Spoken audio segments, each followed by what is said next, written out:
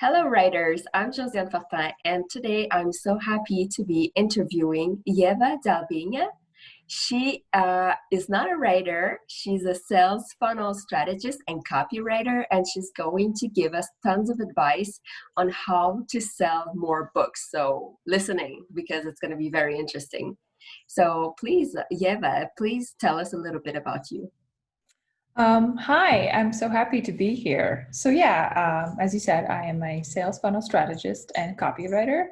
And my mission in life and work, I guess, is to help conscious entrepreneurs work from a place of flow, not hustle. Personally, I call myself, my own little eternal experiment because I'm a total personal development junkie, which is why I love working with coaches and authors who are also in this niche. Yeah, and I hope I can give your audience some really great copywriting and sales tips today. And so you told me that you live in the United States, but you come from Europe. From what country do you come from? Oh, I'm from a tiny little country in the Baltics called Latvia. Yeah. Okay. But I grew up bilingual, well, pretty much trilingual, thanks parents. And then I went to college in the States, and the rest is kind of history. And so you help your clients set up sales funnels. So could you explain what it is? Because some people don't really know what funnels are and how it can be useful for self-published authors. Right. So you can talk about sales funnels in a really abstract way, but I really like to break it down into, what it looks like in a practical way. So let's say you go to a website of a coach or a service provider or an author in this case, and down below they have a little invitation to join their email list. These days, for somebody to join your email list, you're going to need something that's called a lead magnet or an opt-in, some cool freebie they can download to then get on your email list. Then once we're going to talk about, potential lead magnets for authors and all of that a little bit later. But yeah, I just want to give you the structure there. Then when the person downloads the lead magnet, they're usually put into what we call a welcome sequence, which is usually, 3 to 5, maybe 7 emails really introducing the person to in this case, the author, the value they provide, their expertise, giving more value, doing all that good stuff. And then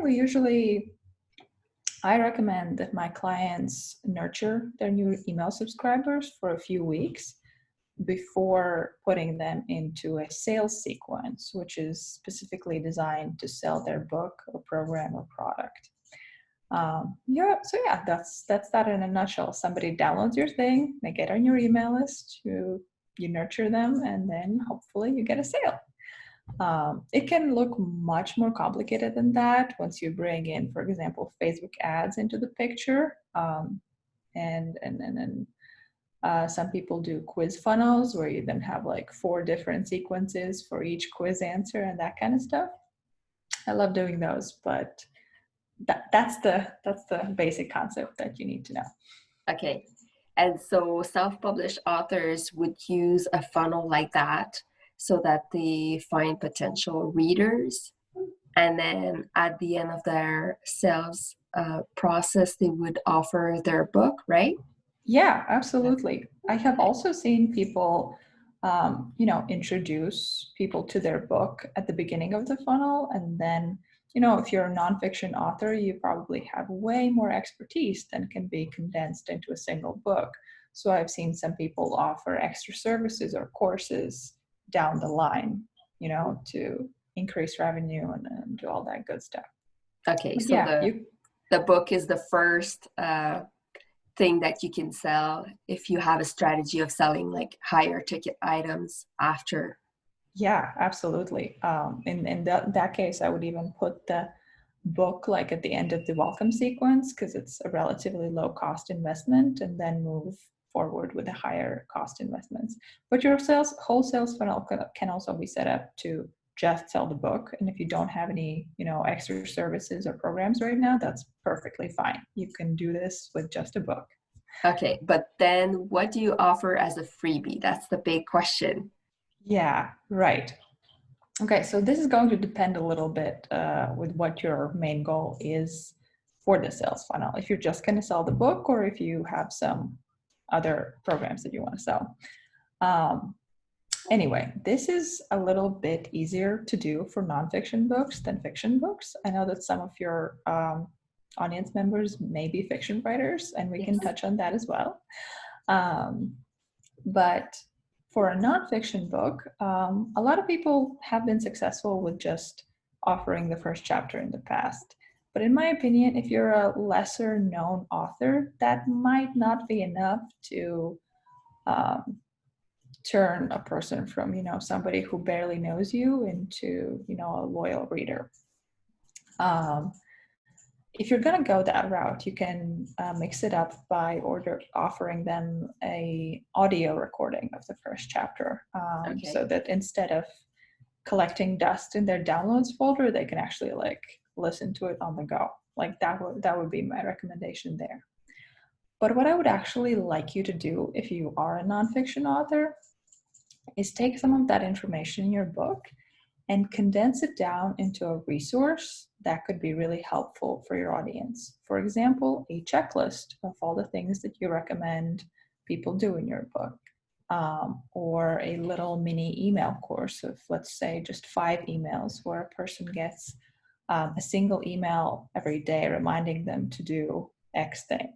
Something like that would really work wonders. And then, once they see the value you're offering and see that you're, legit, so to speak, they'll be more likely to buy the book itself.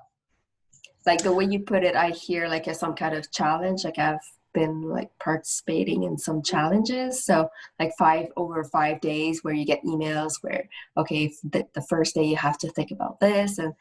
And so it sounds more exciting to be give your email to be part of a challenge. So that would work for nonfiction, but then we also talked about fiction. How could we, what kind of freebie can we create? Right. Okay. Yeah. The challenge idea. That's perfect, actually. Okay. So for fiction, as I mentioned, you can offer the first chapter or the audio version of the first chapter. If this is not your first book and you already have a bit of a fan base and you're just trying to sell the next one, the sequel, or just, a related book, I have seen people giving downloadable artwork or things that are connected to the characters in the book in some way, something that people might want to, use and keep. For example, iPhone wallpapers with your favorite character or a quote from your favorite character would work beautifully. Similarly, if you wanted to go a little bit deeper, you could offer some kind of a behind-the-scenes look at your life as an author and at the process of writing a book. Because a lot of people who read fiction were actually really curious about what goes on behind the scenes and how it all works. So if you could create something like that, whether in video format or like a little extended PDF, I think that would be amazing. All right. And then do you recommend that if we want to have a funnel and be more serious, do we actually need to have a website, or is that optional? Can we just run off of Facebook and have a Facebook page? Okay, so I would say something in between. I love when people have websites because I can go to their about page and really connect with them. But if you're just starting out and everything's overwhelming and you just want to put something up, I would recommend creating a simple landing page. So not a full website, but a simple landing page with your little opt-in form and freebie. You can create one for free using most of the common email service providers, ConvertKit, MailChimp, whatever you use. That will let you create these pages and put your freebie up there and collect email addresses. That's what I would start with. And you don't need a domain, right? If you use, for example, MailChimp. No, you don't necessarily. Well, you kind of need. Okay, I'm just going to say this as a general advice for everybody who wants to be taken seriously in the business and publishing and any kind of space. where, you're in the public eye, get a domain. It is $12. It will give you an email address that is not, at Hotmail something. You will look 100 times more legit to any clients you want to talk to, any publishers you want to talk to, anything like that. Get a domain. Do you recommend that people buy a domain name that is their own name, or should they kind of come up with a brand? Like what should they do? I think for most authors, their own name really works best. Because you're eventually going to gain more visibility and people are going to start recognizing it and all that. If you want to build something that goes beyond your book and beyond who you are as a person, you can consider buying a domain name that's a brand name. But honestly, if you're at the stage of like, I need to buy a domain name, get your own name, get started there. It will work. I don't even think I've ever tried to like sign up to ConvertKit or something like that without a domain name email. So yeah, do it. Okay. So what you do when someone wants to hire you is that you ask for their password to go into their account. Like, how does that work? Oh, okay. So that's a whole process. I mean, they get a whole like brand and project questionnaire where we talk about their offer, their audience, all of that stuff. And yes, I usually want to see like if they have like email marketing experience and if they have an email list already. I want to go in and I want to see how it's doing, if it needs some extra nurturing, if people are opening the emails, that kind of stuff. So yeah, I will usually get the passwords for my clients' Google Analytics and my clients' email marketing platforms. Okay. Yeah. And what advice would you give to someone who's looking to set up a sales funnel? Let's say they want to do it by themselves. Like where should they start? Like it just sounds like so technical. Like what should they do? Yeah. So the lead magnet that we talked about, that's really the most important piece, because in 2020 and beyond, no one's going to join your email list just because, or very, very few people are going to do that. So you need to give them an incentive and a good one at that. So if you only have like the brain space to do a couple of things, I would create the lead magnet and create the opt-in page and write a single welcome email that says, hi, I am this person. I'm so happy you're here. This is what you can expect. Like that's the super basic version of it.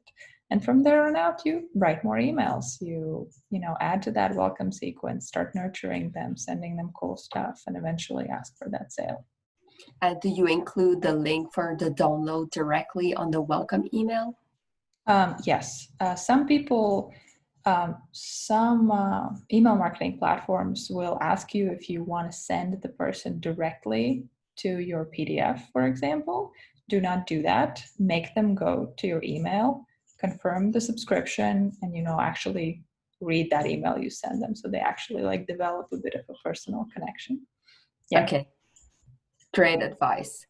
And do you have like also copywriting advice that you would give to authors? Because it's probably different to write like copywriting versus writing a book, right? Yeah, definitely.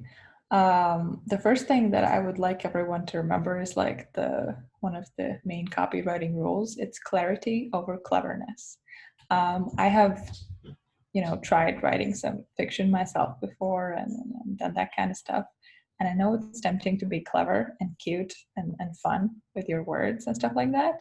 And that's great when you're writing a book. It's not so great when you're writing sales copy.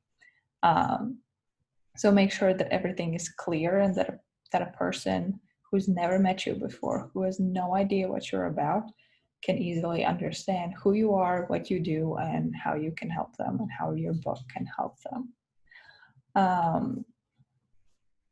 Another thing I would say is if you are, creating your own website, if you're creating that landing page, whatever it is, spend 80% of your writing time on the headlines and subheads. Body copy, some people will read it, most people won't. Most people will just scan it. So if you're going to agonize over anything, agonize over the headlines, which again is not what you do with a book. It's kind of the opposite. Mm-hmm. And then like what advice would you give for great headlines? What makes a great headline? Specificity is one. Another thing is speaking the language of your reader, which is something I really emphasize in my research when I do research for clients.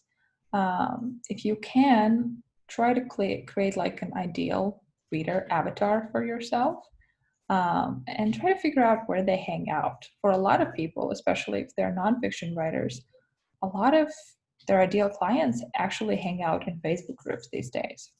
And you can actually go inside the Facebook group and search for phrases related to the book you're writing or have written, and see what words people are using to, describe their problems and struggles and all of that.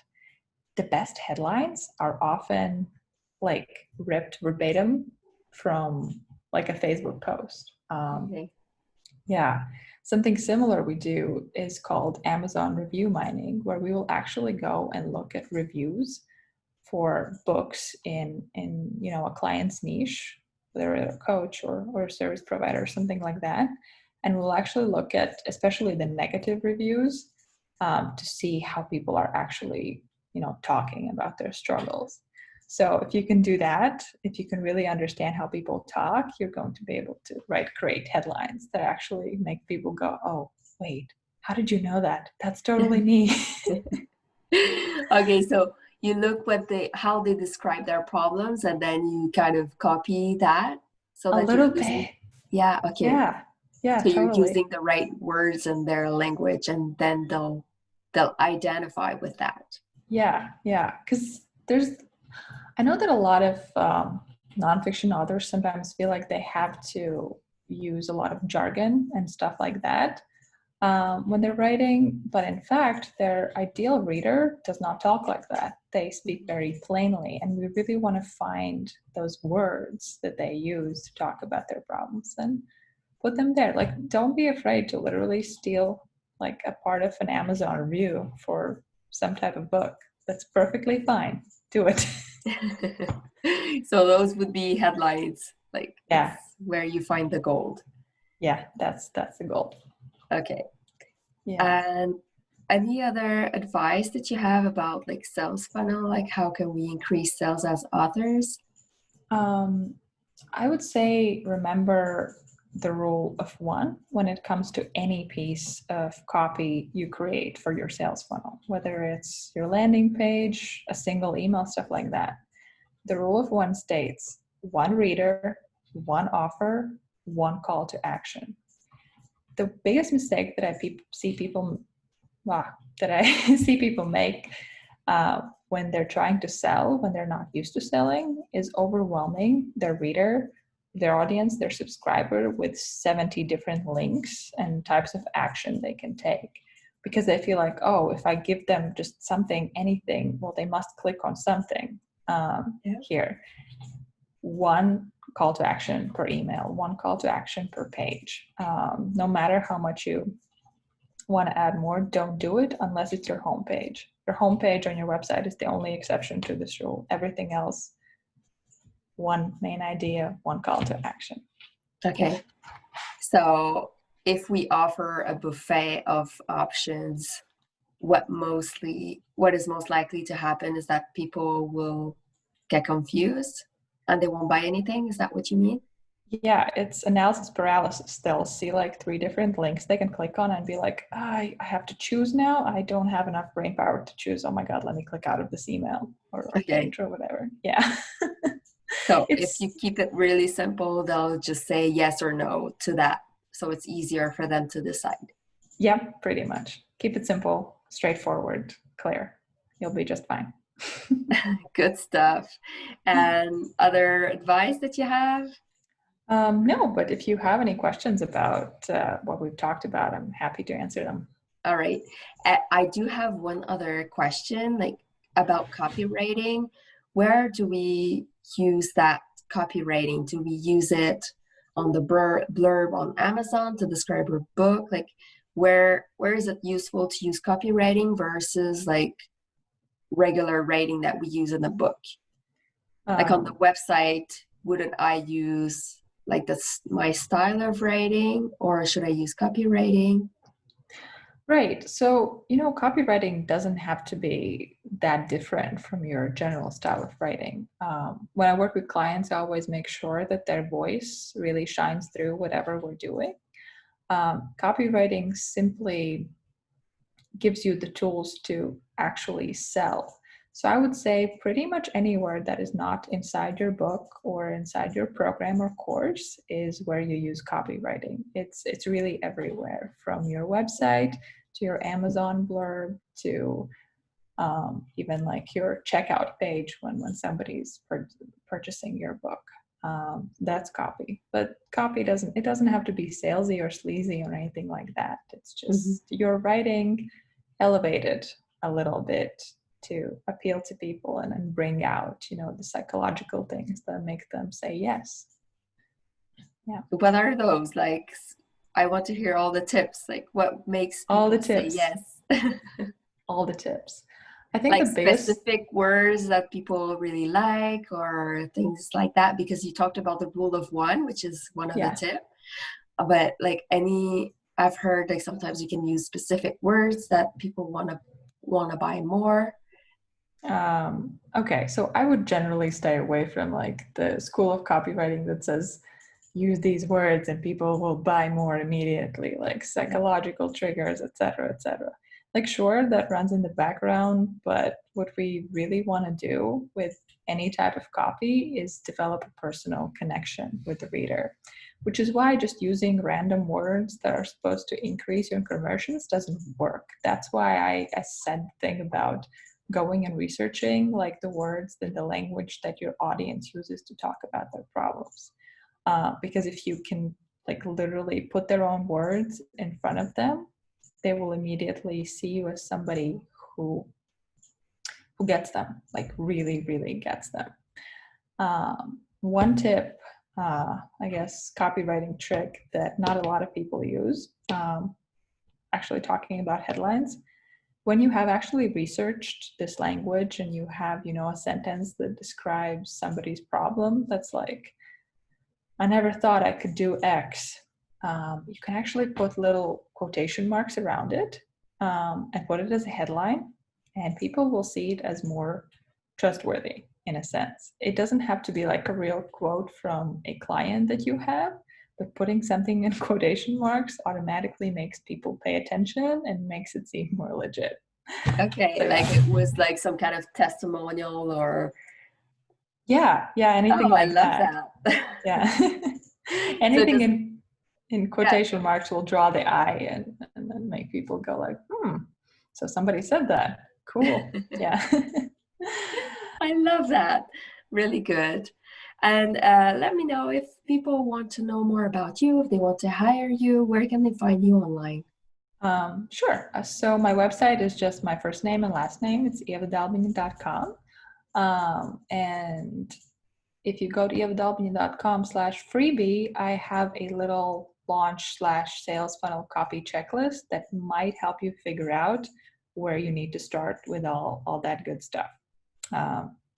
It's a Google Doc. I'm always updating it, so you can check in and see what's new and all that. Yeah. Awesome. I'll make sure to share the links in the show notes. Thank you so much for being with us today. Thank you so much for having me.